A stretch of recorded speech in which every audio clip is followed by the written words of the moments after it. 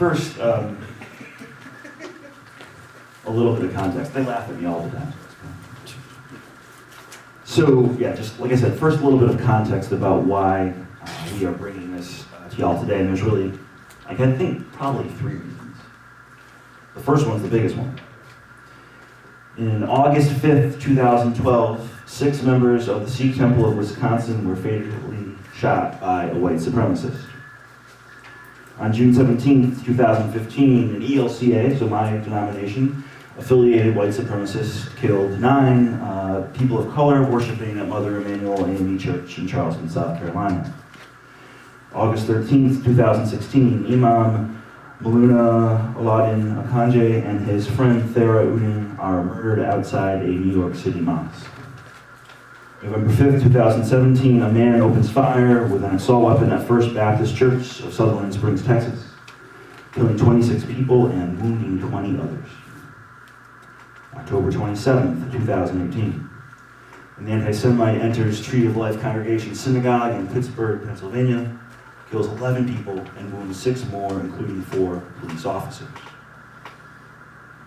And then only a little over a week ago, white supremacists who earlier had tried to burn a nearby mosque entered a synagogue in Poway, California, and on the last day of Passover and killed a woman and injured 3 other folks, including the rabbi. And I'm just coming back from vacation, but if I saw the news was correct in my initial seeing it, that the rabbi continued finishing his sermon, even though he was shot. So that's a little bit of context. I'm used to a body news. And those are only a few actions, right? I missed a lot. We as Schenectady Community Ministries and as our individual congregations, are we in any way responsible for these horrific acts of terror? Of course not. But are we doing everything we can to prevent similar acts in our own local community? And are we doing everything we can to teach our young people, perhaps especially, that we are all children of God? And we simply, I think, have to confess no. At the same time, so that's one piece. Same time, if you look at the United Way's ALICE report, which is stands for Asset Limited Income Constrained Employed, so working poverty, sort of, right?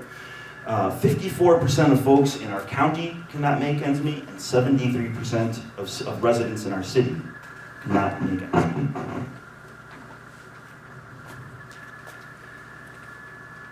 I'll get to the third thing in a second, but all the while, one of the 3 purposes stated in our SiCM Constitution includes the words that one of our 3 purposes is to develop understanding, trust, and cooperation among religious organizations. Develop understanding, trust, cooperation among religious organizations. We think, at Messiah Lutheran Church, and inspired by conversations that have been going on at least since that SiCM summit we had a couple of years back, and even really for longer, think that we are not living into that purpose as simply an ecumenical Christian organization.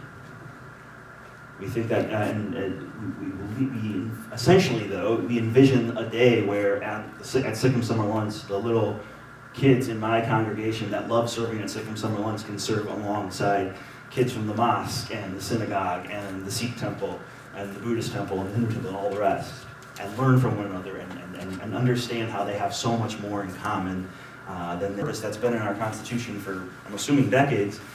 And instead of just thinking about our differences, build a better community together and thereby become closer to one another. That's why we brought the proposal today. And I think the last reason is that conversations get stale after a while. And we think really we've been, we started this conversation, if not earlier, at the SiCM Summit 2 years. That's why we submit this resolution to y'all tonight. Thank you.